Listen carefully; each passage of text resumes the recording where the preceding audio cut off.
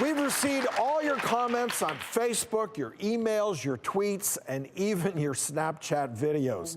Now it's time to answer all your questions in our favorite segment, Ask the Doctor. So this first question comes from Facebook. Our viewer writes, what's the best way to avoid getting sick on a plane? And do those masks really help prevent getting bit by the bug? First, I've got to ask about those masks, okay? Because it just, when you get on, you look like you're like, you know, a little... Well, when you see, number one, when you get on the plane and half the people have masks on, that's when I get scared. Right. I go, is there another flight? I mean, did these people just go to like a bird flu convention? That's what I always wonder. Like, are they trying to protect themselves from me, or are they trying to protect me from them? Yeah. Exactly. Well, hopefully they're trying to protect you from them. And actually, there was a study on this. It was in the International Journal of Infectious Disease, published in 2008, and it actually looked at how effective these masks were and found that they were extremely effective in preventing the spread of the flu. And that's because we think most, as you know, flus are viral and they're spread by droplets of saliva that come out when you talk and you speak, and certainly you could breathe them in from other people, especially in the recirculated air of the plane. So you can think about it as being a barrier in both directions. It's keeping you from spreading your particles if you're sick, and if it's over your nose, ideally keeping you from breathing them in. So many of these respiratory things are airborne. So another trick is use your vent, and you can turn it straight down, and what that does is just help the droplets fall towards the ground. I think you're less likely. Thought about that. But it's really interesting that they studied that where you sit in the plane can make a huge difference. Yeah, absolutely. So this was actually another fascinating study. It was published in something called PNAS, which is a very well-respected journal in the United States. It's Proceedings of the National Academy of Sciences. And I love this because they did it very scientifically.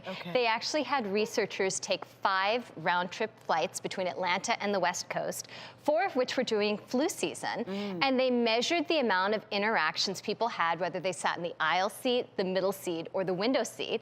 And they also measured how long people took in the bathroom. And apparently, and which bathroom they went to, whether they went to the front bathroom or to the back bathroom. I mean, so they got pretty scientific on this.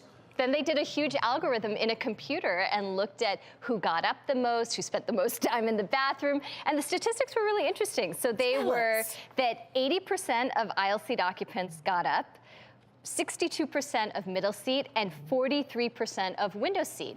So the end result of this study is you're least likely to get sick if you sit in a window, because you're not going to get up and be in contact with a lot of people. Well, Vivica, sitting in first class, you're probably not going to get sick anyway, right? Okay, now does that make a difference? Because, you know, people sneeze in first class, too. Well, I think... Well, actually, Dr. Yes, they do. Yes, they do. They didn't study this part, but just because there's fewer people there and there's more space between people, I would think that logically you can assume that you're less likely to get sick. Can I ask a quick question? Yeah, because you know now they have the wipes, and I see people like sometimes in first class, like they get there like, and they're just like sanitizing like everything. They go, it's like the car wash.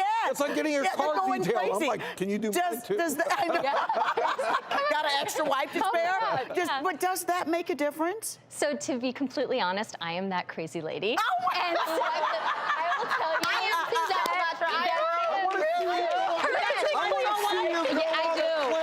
With your glitter mask and then start cleaning.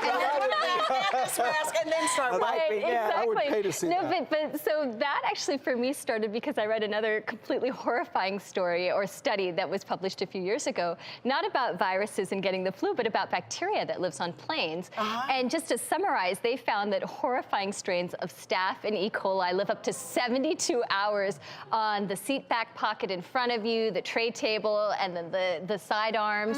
And so remember, there are people coming on with all sorts of interesting bugs, not just viruses, and really easy to spread. I think, Vivica, we all learned something. So where you sit in the plane counts, and you know, it's become the norm now. Don't be afraid to wipe down if it makes you feel better.